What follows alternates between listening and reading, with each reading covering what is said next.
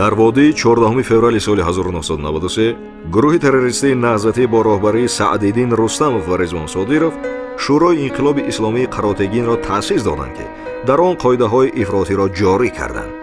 аввалин фармонҳои онҳо аз хона набаромадани занон, то ба нов дароз будани риши мардон, ба мактаб нарафтани духтарон, аз ҳар оила ба лашкари наҳзат додани 2 муҷоҳид ва ба ихтиёри ҷангандагони ташкилоти террористии собиқ ҳизби наҳзати исломӣ супоридани захираҳои озуқавории мардум буданд.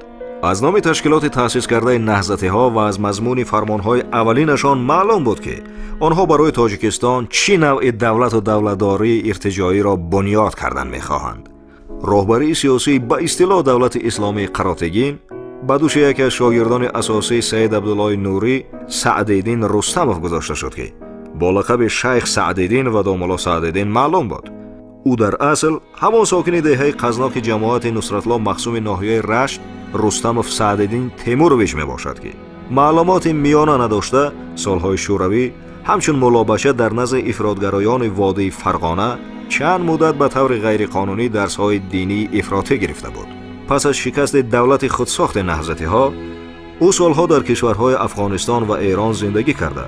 то сентябри соли 2015, яъне то замони боздошташ, ҳамчун мушовири олии раиси ташкилоти террористии экстремистии собиқ ҳизби наҳзати исломӣ фаъолият мекард. ҳоло барои алоқа доштан дар ҳодисаҳои 4 сентябри соли 2015 ба муҳлати 20 сол аз озодӣ маҳрум карда шудааст.